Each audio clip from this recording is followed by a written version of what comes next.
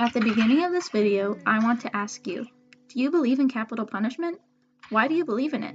Do you think that people deserve to be put to death for taking others' lives? Or do you believe that capital punishment is unethical?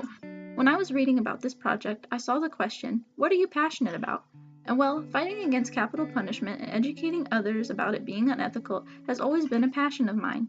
A long time ago, I used to think capital punishment was ethical until I found out it actually costs the government more money and also doesn't give victims' families and friends the closure they need.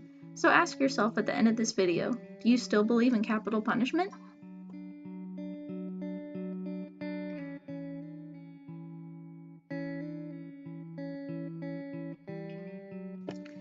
Capital punishment has been around for centuries and has also changed drastically over time. Capital punishment, also known as death penalty, started a long time ago as a brutal form of punishing someone for certain crimes. Since capital punishment is a morbid topic, many people aren't very interested in it and believe facts that aren't true. Although many people believe in the term eye for an eye, it has become outdated. Capital punishment has created extra reasons over the past century to why it should be outlawed. A survey conducted over 30 years shows that among men and women, over 60% support capital punishment. Though most Americans today agree that capital punishment is an acceptable form of punishment for crimes, it should be outlawed because economically it costs more, it may be against the U.S. Constitution, and there are positive alternatives. First off, in regards to the cost of capital punishment, most Americans have the wrong perception. The economical cost of capital punishment was never thought about until news sources and organizations against capital punishment started introducing valuable information on it. Overall, most of the population believes that executing these prisoners instead of keeping them in prison for life saves the state's money. Research has concluded that capital punishment has a complete opposite effect than what most of the population believes. The idea that life imprisonment is cheaper than capital punishment is not accepted by most people. Most Americans don't know about the legal costs that accumulate as the prisoner's lawyer file appeals to try to prove them innocent or remove them from death row. The cost difference is surprisingly higher than anyone would expect, which is why it needs to be outlawed. In addition to capital punishment costs, many states have been examining this research to determine if it should be outlawed. An example of this research that maps out the cost difference would be that the cost of death penalty in Florida was $3.2 million per execution compared to $600,000 for life imprisonment. This information shows that in the state of Florida, it costs roughly $2.6 million more per death row inmate. Though capital punishment is still legal in Florida, other states like New Jersey, New Mexico, Illinois, Connecticut, and Maryland have outlawed it due to high costs. This relates to opportunity costs because you can either choose to kill a prisoner and lose the state's money, or spare the prisoner's life and lose no money. Personally, I think that keeping a life and saving money is the one that makes more sense ethically and economically. The fact that states have outlawed capital punishment because of deficits is concrete evidence that it costs way too much. Secondly, for centuries, it has been argued that capital punishment is against the 8th Amendment of the U.S. Constitution and unethical. As we have studied, ethics is an important topic when it comes to economic and business. Without the studies of ethics in our economy and business today, things could be very different. According to the 8th Amendment, states that no prisoner should suffer cruel or unusual punishment for a crime. The government doesn't seem to believe that putting someone to death is justified as cruel. This may make you wonder what can be crueler than ending someone's life, which is exactly why it is believed to be against the U.S. Constitution. The concern of foreign, mentally impaired, and juvenile prisoners also comes into play. These subjects are crucial because if someone doesn't know right from wrong due to a mental state or age, they should not be given a death sentence. Therefore, it is important that capital punishment is outlawed so we avoid executing ill people or the youth of America.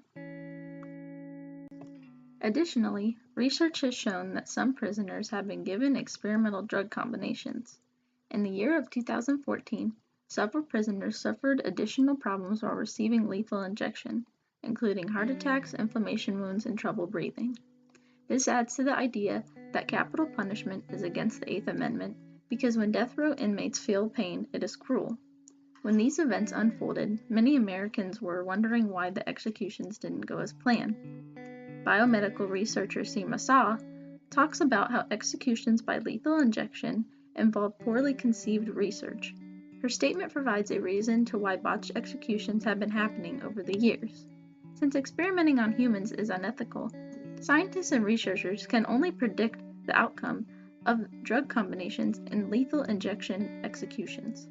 This is extremely detrimental to human rights, and yet another reason why it should be outlawed, because no one should be allowed to experiment on humans, especially to kill them. THV 11, a popular news station, learned that pharmaceutical companies do not like selling their drugs if they are used in an execution. This means that there is sometimes a scarcity when receiving these pharmaceutical drugs, which plays a factor in why it takes so long to execute prisoners. Lastly, the positive alternatives of capital punishment seem to outweigh all the negative effects of capital punishment. Many Americans believe that executions provide families with closure, but in reality they do the exact opposite. A study conducted by law students Judy Eaton and Tony Christensen showed that most victims' families did not feel closure after witnessing the perpetrator's execution, but rather they felt emotions like disappointment and anger. This proves that capital punishment does the exact opposite of closure by hurting victims' families more. Relating back to the cost of capital punishment, Jolie McLaughlin argues that the money saved from outlawing capital punishment can be used to help victims' families. This is a great example of a trade-off because instead of spending more money on death row inmates, the state can sacrifice capital punishment to use the money toward funeral costs and counseling for families who cannot afford it.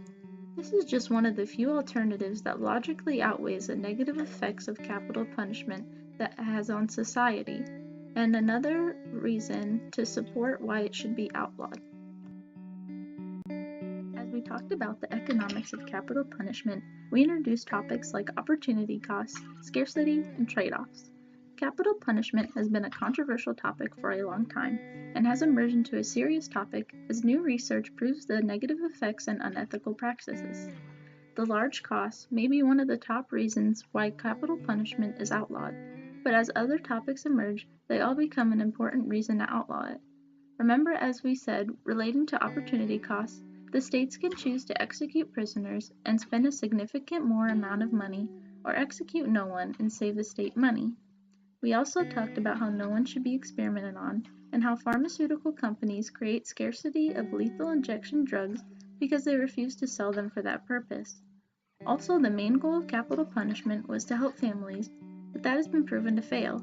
If the state made a trade-off and sacrificed capital punishment, they could ultimately use the money to actually help families. It is time to step up and outlaw this morbid practice to improve society as a whole.